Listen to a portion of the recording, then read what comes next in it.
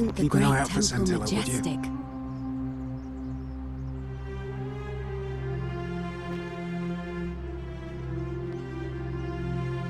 What is it, citizen? What business is that of yours? A lot of people have been looking for her. But it's been 3 weeks, and we've found nothing. What makes you think you can do better?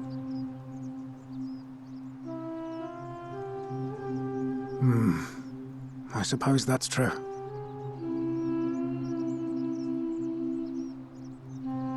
Scintilla was always a kind, well-behaved young woman.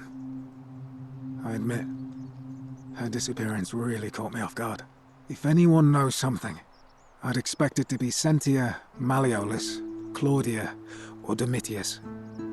But none of them will tell me anything. You might fare better though, I suppose. Fine. All right. Please keep an eye out for anything that might lead us to Scintilla. A new face. Ave, and may Vesta watch over you. I'm Equitia. To what do I owe the pleasure of this visit?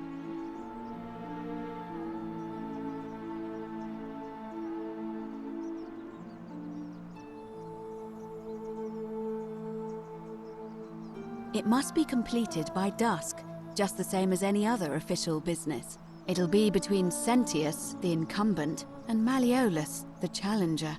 Why do you ask?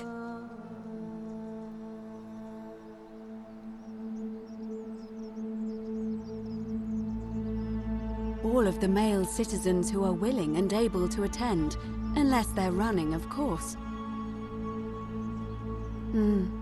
That's just the way it's always been, I'm afraid. It never sat right with me, either. There are some women who can vote, Vestal priestesses like myself, but in this case, given my role overseeing the election, I've decided to abstain. I can't allow the perception that I'm being anything but fair and independent, but if it's any consolation, there are other ways to influence the outcome of an election. By using whatever gifts the gods gave you. Nothing untoward, of course.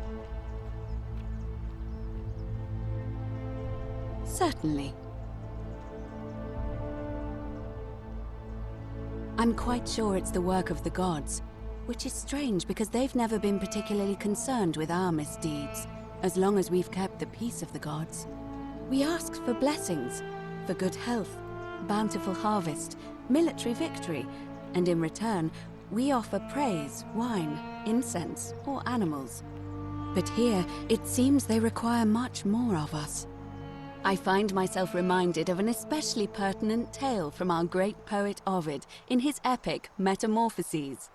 Would you like to hear it? It is rather long. Wonderful. It goes like this.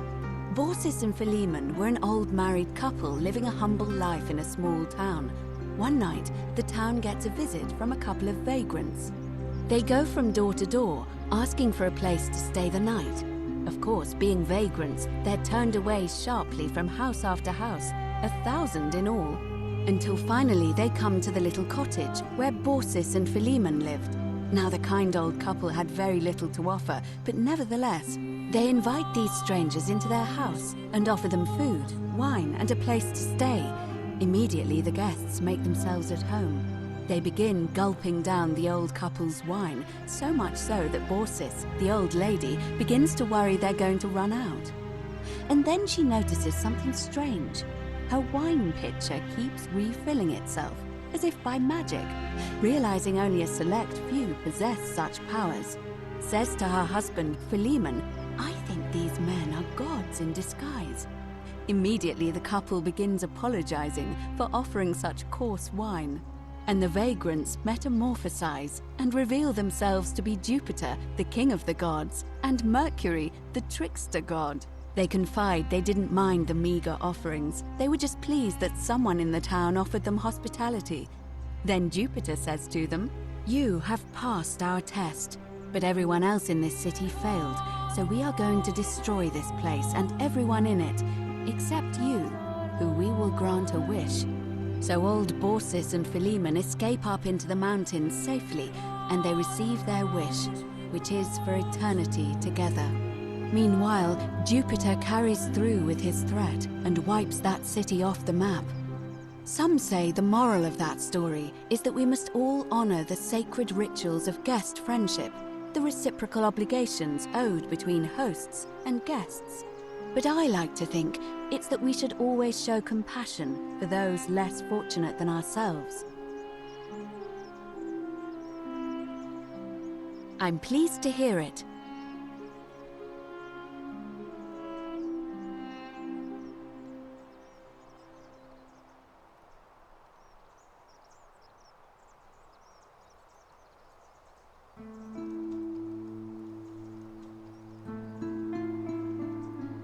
See you again soon, I hope.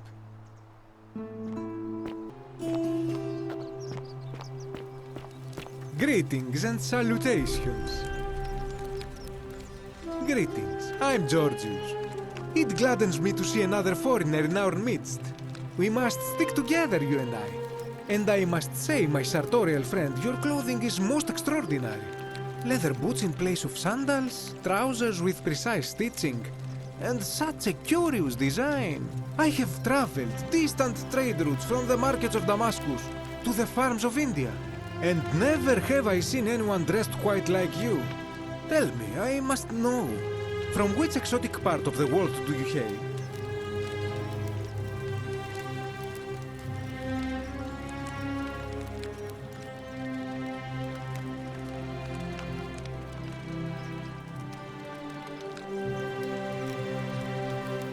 Is this a riddle, or perhaps you mean to say you feel like you are ahead of your time? I feel the same way. Another reason for us to stick together. We will have much time here to get to know one another. But for now, do you require assistance? I know you do not require clothing, so information perhaps? My story? How kind of you to ask. I am a tailor and I run the humble shop in the forum.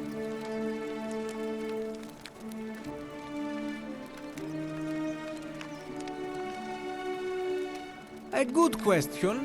A very good question indeed. And I would be happy to tell you if only I could remember it clearly myself.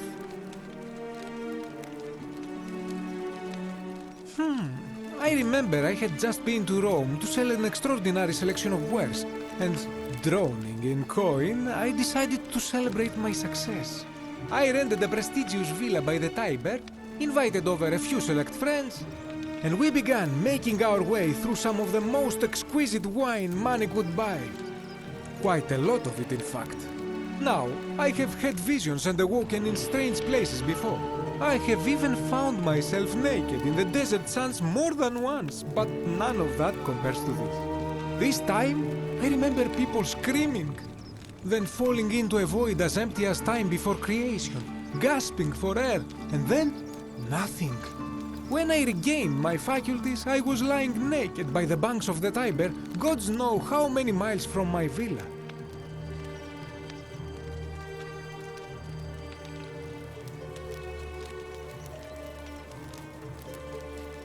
Indeed. I'm lucky I was carrying a little extra weight. I believe it kept me afloat. In any case, it seems I'd been rescued and resuscitated by a benevolent stranger. I went to find firewood for his campfire, stumbled across a cave, and discovered that trapdoor temple. And here I am. Anything you like. Ah, yes. The many shall suffer for the sins of the one. As a Greek, this is nothing new to me. It is how our gods operate. Have you not heard the tale of the god Hades? He was the first to learn this dreadful lesson when he abducted Persephone and imprisoned her in the underworld. When Demeter, the mother of Persephone, learned of this, she did not punish Hades, the guilty one. Instead, she changed the climate of Earth so that it became hot and dry. Nothing grew. The grain turned to empty husks and the rivers dried up. Innocent people died by the tens of thousands, until at last the other gods were forced to act, lest they have no worshippers left. So yes, we know this rule. This has always been the case. The Golden Rule has merely brought it into focus. If we are to survive, I say we must each heed the simple wisdom of Thales of Miletus, first of the 7 sages of Greece, who said, "Avoid doing what you would blame others for doing."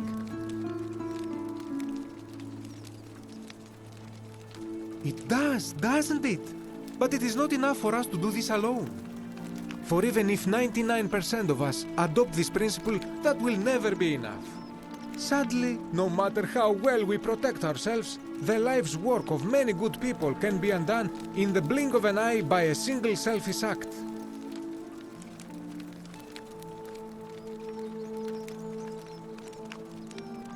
Ah, the voice of experience.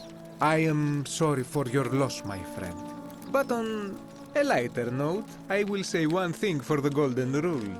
For all their grim and haunting poses, these golden statues do make magnificent models for my clothing, do they not? That, my friend, is quite the dilemma. But after some reflection, I'm leaning toward voting for Malleolus. I do not enjoy the thought of another visit from Domitius if I voted the wrong way.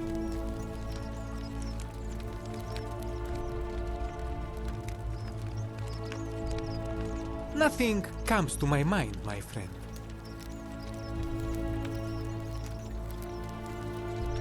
Shh! Not so loud! What are you playing at? Have you not been told about the last attempt? Oh, then I suppose this duty falls to me. Ah, it is a long story.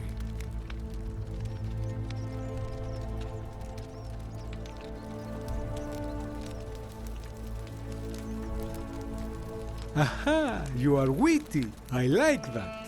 Of course, the first question any of us asks when we first arrive is, how do I escape? It is only natural after all. And scaling the chasm wall is out of the question, for it is simply too steep and too far. But as they say, if the wind fails, use the oars. And here the second option is to leave the way we came in, through the shaft above the bathhouse. See? The shaft is quite high, but if one gathered up enough wood, one could make a series of ladders and climb one's way out. They have. I am getting to that. There was an attempt, made by resourceful fellows who lived here some years ago. They even decided to keep records of their escape attempt for posterity. Unfortunately, as soon as they began to carry the first ladder down the hallway, they heard a godlike voice shake the entire city, and that, tragically, is where their tale ends. So it seems that to merely attempt escape is to invite the wrath of whichever god oversees this place, and so I say it is best to not even discuss it aloud. I hope that our paths cross again soon, my friend.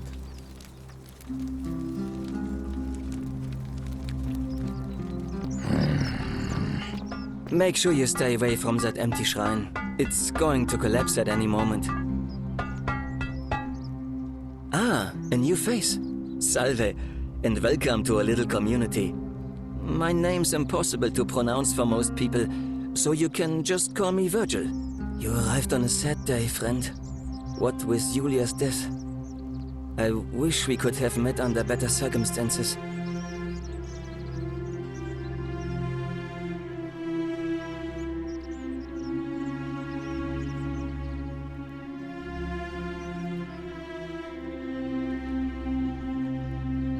Well, I'm an architect. Or at least I was back in Rome. That's probably too grandiose a term to describe what I do here. Help out with repairs and try to stop old buildings from collapsing on people, that kind of thing. But you probably don't want to hear about the ingenious architecture or mysterious history of this place.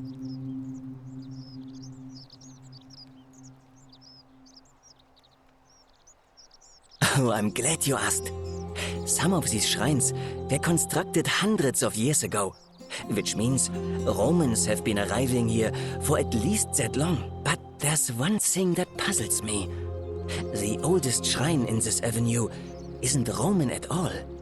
It's Greek.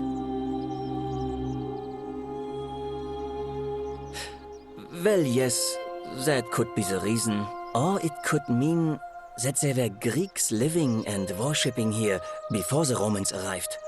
Which begs the interesting question, who really built this place? And could it be far older than any of us imagine? If only there was a way we could talk to the people who came here before us. The stories they could tell. Gladly. Personally, my favorite thing about this place is the aqueducts. Those series of adjoining arches. They're an ingenious feat of Roman engineering with a very practical purpose. They take fresh water coming from outside the city and distribute it all across the chasm. It's funneled below the palace and into a cistern beneath the great temple. Some of it flows down into another cistern beneath the villas, and the rest is funneled to the shrine of Proserpina, where it fills the lake, and allows us to fish and farm.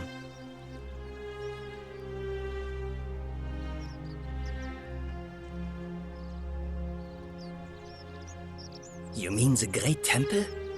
This one's a bit of a mystery. Given the way it's positioned so prominently, looking down on us, it's clear that whoever built it felt it was the most important temple in the city. Unfortunately, someone else went out of their way to keep its purpose a mystery. You see, usually a temple is dedicated to a particular god, like Proserpina or Diana or Apollo. Usually, that god is obvious. But in this case, it's unknown. There's an obelisk out the front, which probably used to bear the name of this unknown god. But it appears some barbarian defaced it. And of course we can't get inside because it's locked up tighter than the Temple of Saturn in Rome. And that contains the treasury. So we're all left wondering, which god is that temple dedicated to? And could it be the one responsible for the Golden Rule? Unless somebody figures out a way inside, I suppose we'll never know. Of course.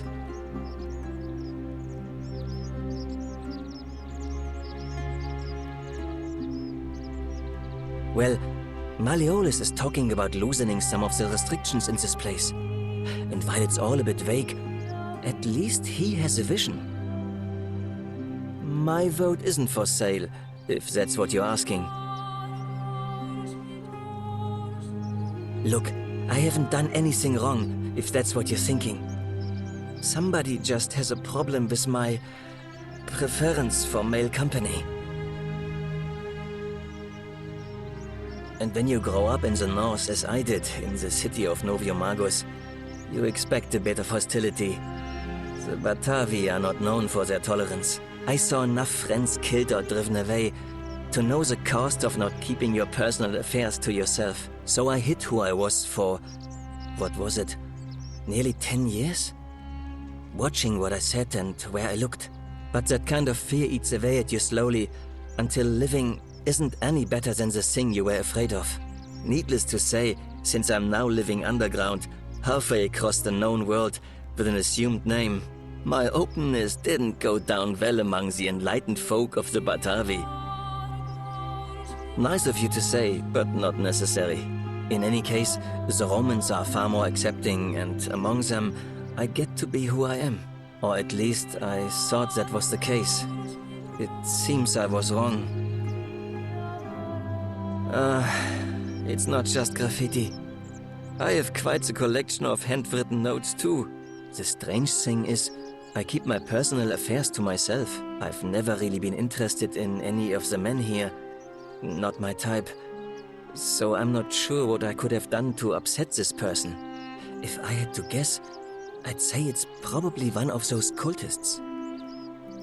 Strange bunch.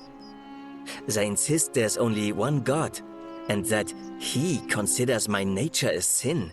Can you believe that? If there are any of them here, they won't admit it. Not since they supposedly burnt down half of Rome last year and went into hiding. All I know is if these threats keep escalating, eventually my secret admirer is going to cross a line and break the golden rule.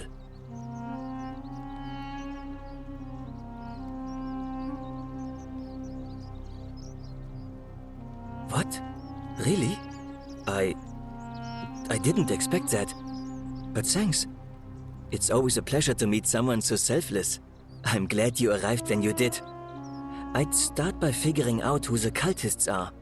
Or maybe ask around among the merchants here. Someone who lives or works in the forum must have seen something. But if you find them, please don't hurt or humiliate them. I suspect they're just confused.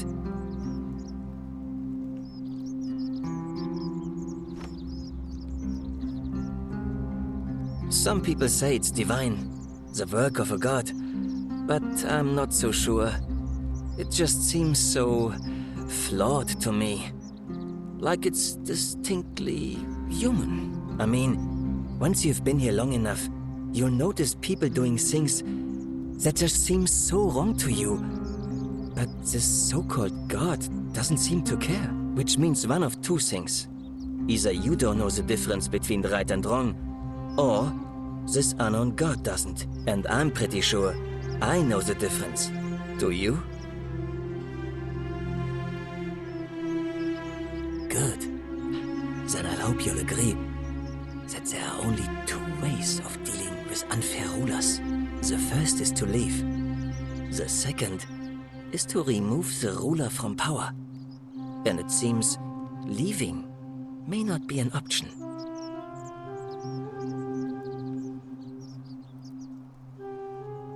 Good question. It's best if I say no more, but I hope you'll give it some thought.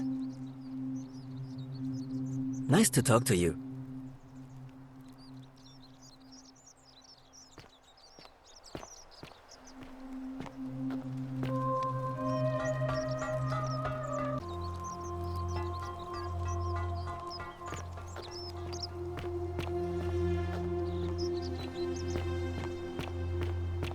Salve. Salve, stranger, and welcome to our idyllic little slice of the Empire. I'm Desius. Terrible shame what happened to Julia, but we just have to carry on, don't we?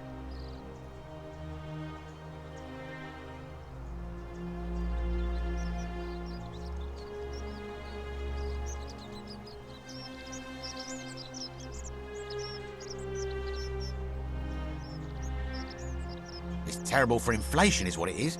There's so much gold just lying around, it's practically worthless. At least down here. Of course, I have an idea for generating real wealth, but what I need is a bow. Just a simple composite bow. I've scoured this city from top to bottom with no luck. But if you happen to find one, bring it to me and we'll talk. Oh, well, technically yes, but that just means you'll need to be a little discreet.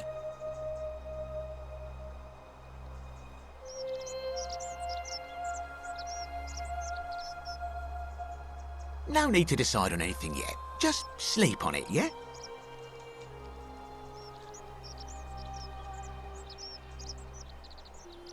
You mean, how did I end up here?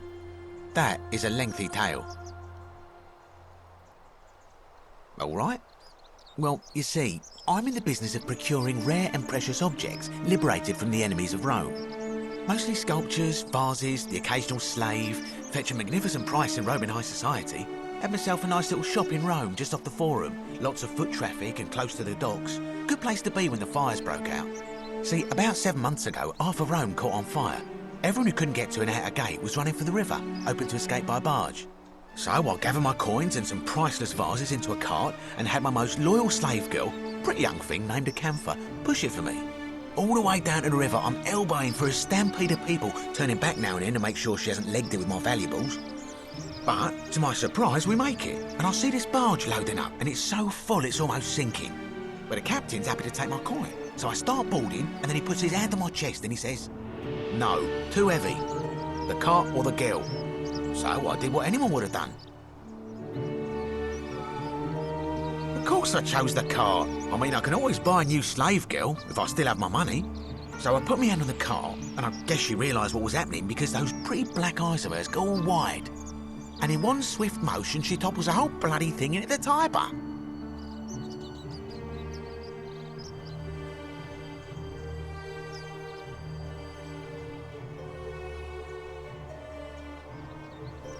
Naturally, I dived in after it, hoping to salvage my fortune. Only, I guess I must have hit my head or something, because everything went black.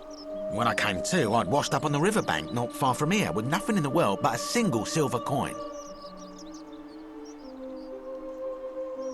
Thank you, friend. But it turns out it might have been a stroke of good fortune, because this place is a veritable treasure trove. Look around you, there must be more gold in here than in the treasury of Rome. If I can just figure out how to get it out of here.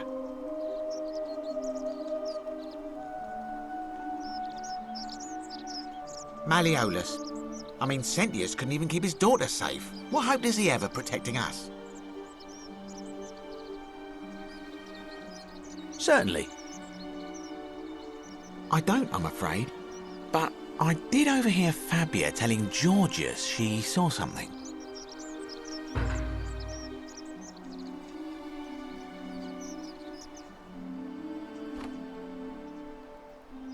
Certainly. All I ask is a reasonable price of 1,000 denarii.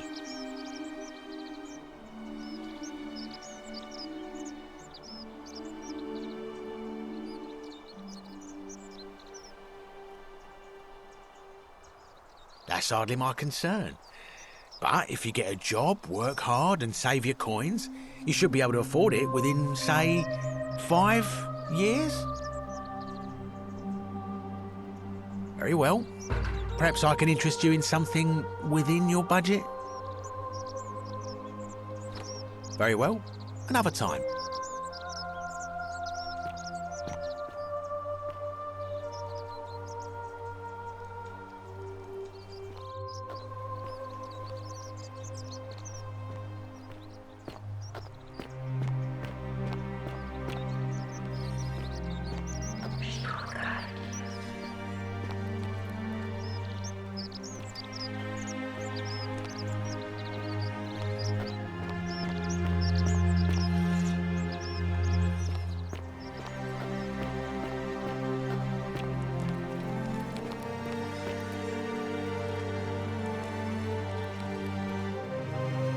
Again. Did you find what you need?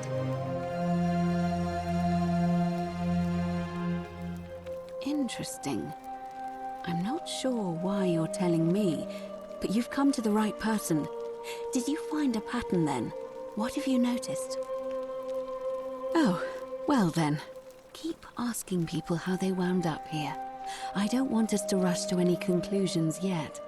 Livia's fate weighs heavily on my mind, and dictates we should be sure. Yes, you should ask the others first. Come back to me once you've acquainted yourself with the rest of our neighbors.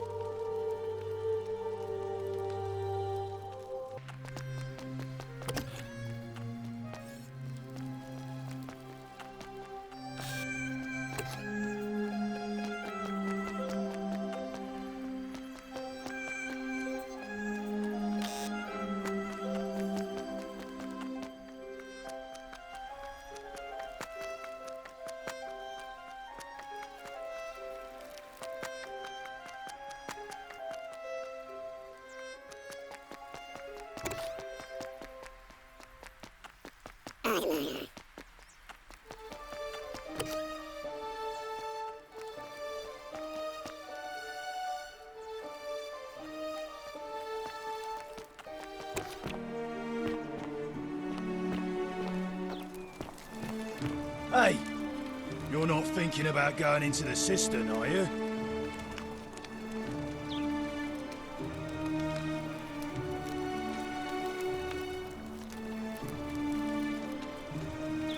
Good. You'd be eaten alive, little runt like you. Nobody's told you about Hannibal? Ugh, why do I have to do everything round here? So, there was this guy called Hannibal, right? Funny accent. Used to go down into the cisterns looking for junk he could clean up and sell. One day, a few weeks back, he comes out and tells me the cisterns are haunted. Said he could hear spirits wailing. Of course, nobody believed him, because who trusts a Carthaginian, right? Anyway, a few days later, he goes back in. And hours go by, and he hasn't come back out, yeah?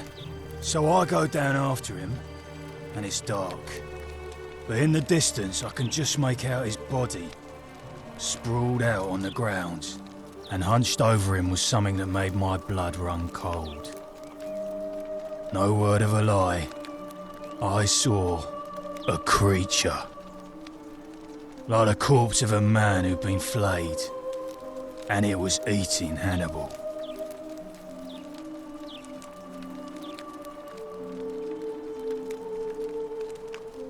If it was a man, maybe. But I swear on my life this was no man. More like a Strix, or some Versipalus that feeds on human flesh. I didn't stick around to see which. What any sane person would have done. I legged it out of there, and put a sign at the door to warn the others.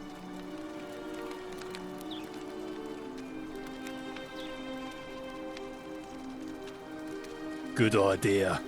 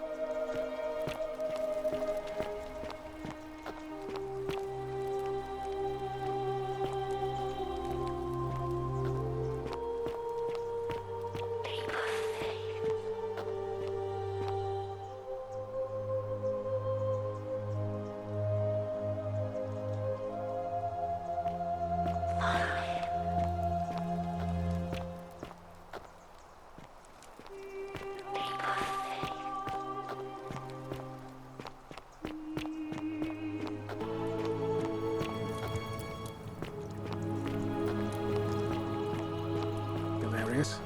Horatius? Ixion Looking a bit troubled there. turns. Still no sign of Scintilla.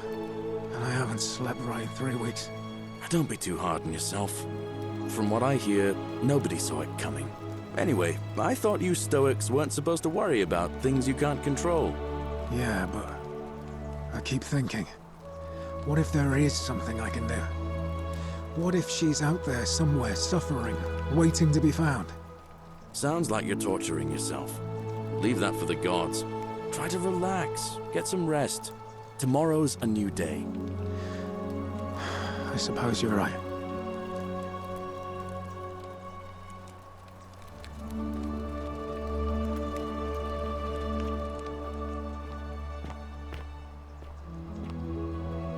Name's Rufius. Better watch your step. Fear is proof of a degenerate mind.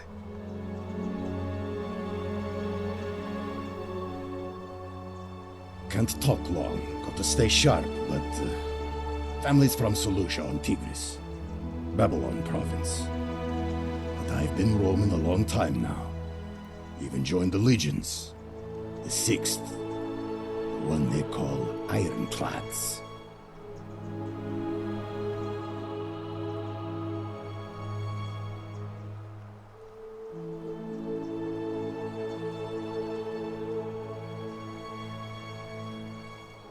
Same way as everyone else. Because we're all in grave danger. Is it not obvious?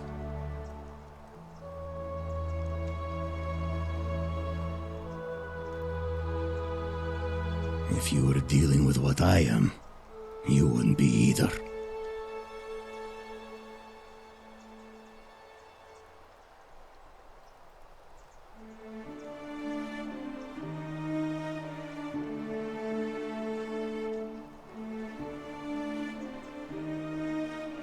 Nobody is supposed to know about that.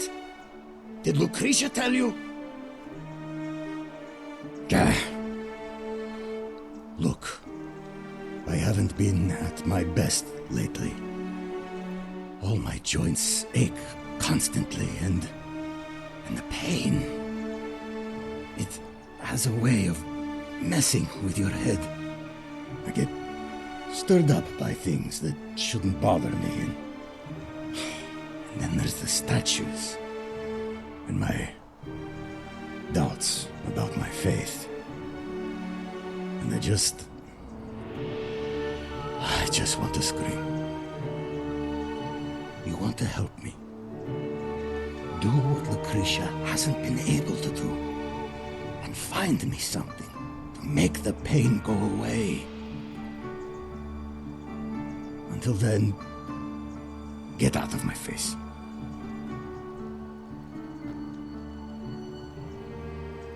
Ah, it's you again.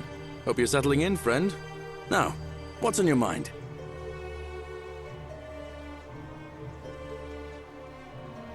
I can't see how I could vote for either candidate. I don't like Sentius much, but Malleolus is almost as bad. Even I could do a better job. Me, a farmer. And I've never given a speech or put on a toga in my life.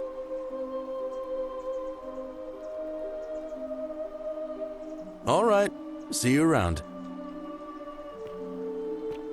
I love your clothes.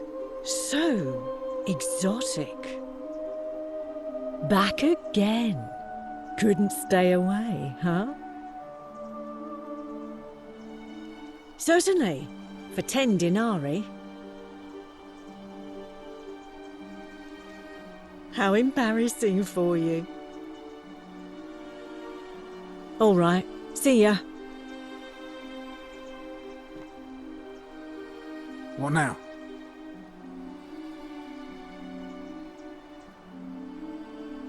I'm a legionary of the 1st Italica, but there's not a lot of fighting down here. So the magistrate has assigned me other duties. I act as the magistrate's right-hand man, keeping an eye on his daughters. Daughter, I should say. And the others. And making sure they're all behaving. I also keep a register of new arrivals. I'm from Liguria, up north originally. I was doing all right for myself. 12 years into my service. Had a nice girl lined up for when it was all over. Not anymore. She's probably figured I'm long gone and moved on by now. I try not to think about it. My commander sent me to deliver a message to Rome. While I was there, I thought I'd do something nice for my girl, and pick up a little pendant from a silversmith. That's when the crowd started flooding through the streets, shouting fire. People were screaming, trampling each other. Then some genetricum fugitive tried to take advantage of the chaos and pinch my pendant. I remember chasing him through the crowds, down towards the river. And then, nothing. Blacked out and woke up near here. No idea how I ended up floating so far downriver. But I'm fortunate to be alive, I suppose.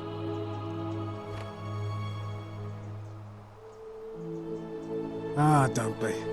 As Seneca the Younger said, difficulty strengthens the mind, as labor does the body. That said, Scintilla's disappearance has been more difficult than I'd care to admit.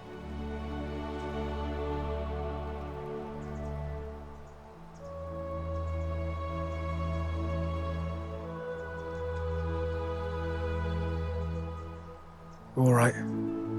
Please keep an eye out for anything that might lead us to Scintilla. Beautiful.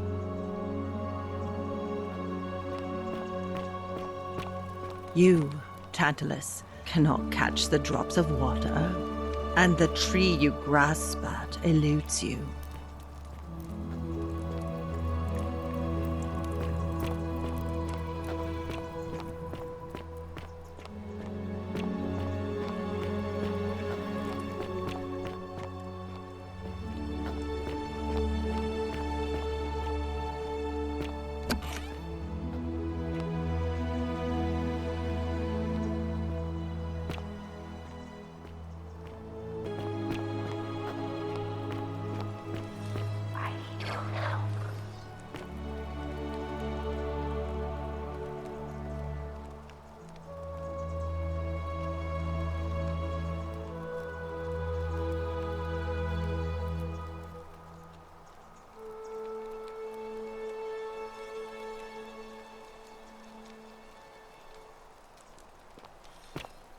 You look well, my sartorial friend.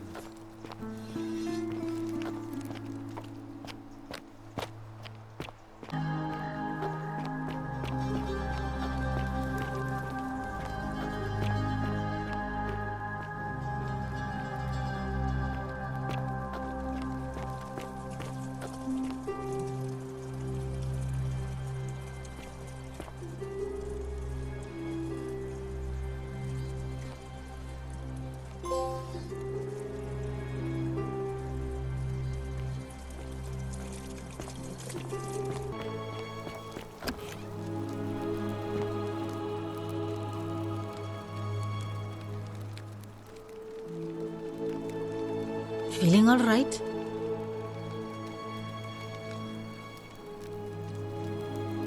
Well, come back if you get sick or injured. Day or night, I'll do what I can.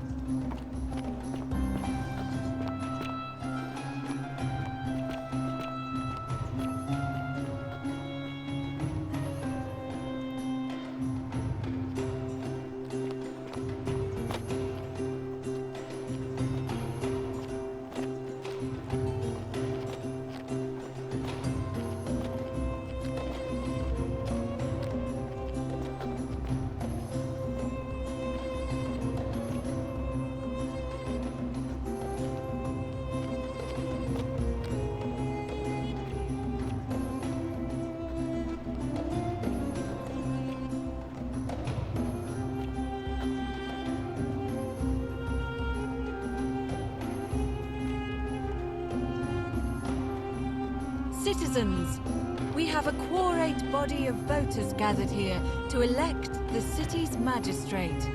The candidates are Sextus Sentius Imperiosus and Marcus Malleolus Georgius. As agreed, we shall dispense with ballots and candidates will abstain from voting. Let's make this quick. As I say your name, call your vote. I'll start with you, Horatius. Sentius, of course. Georgius. Malleolus! Desius. Malleolus. Galerius. I abstain. I'm just here to observe. Vergil. Malleolus. Rufius.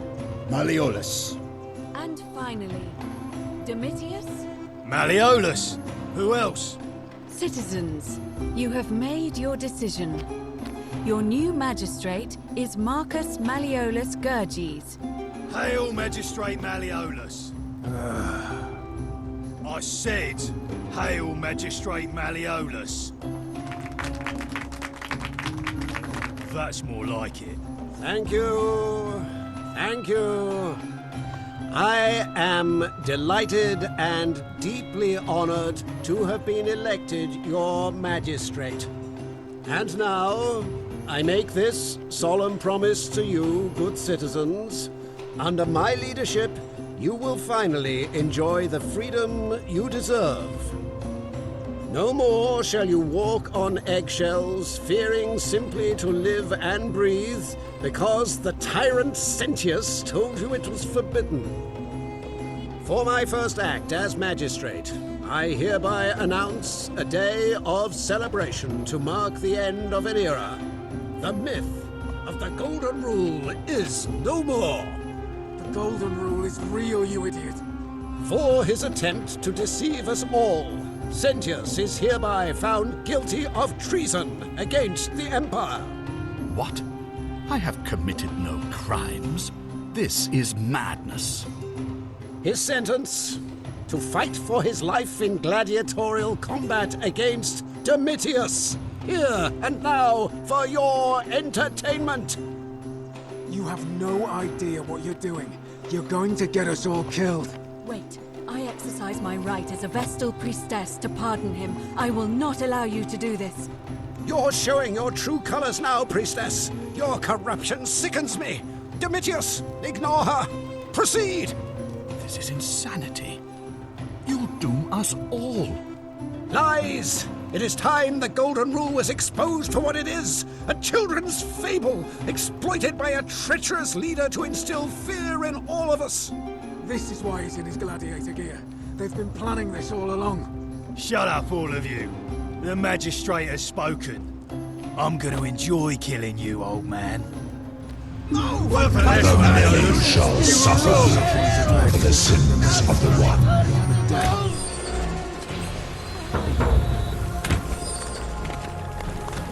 Versus Malleolus, you were wrong.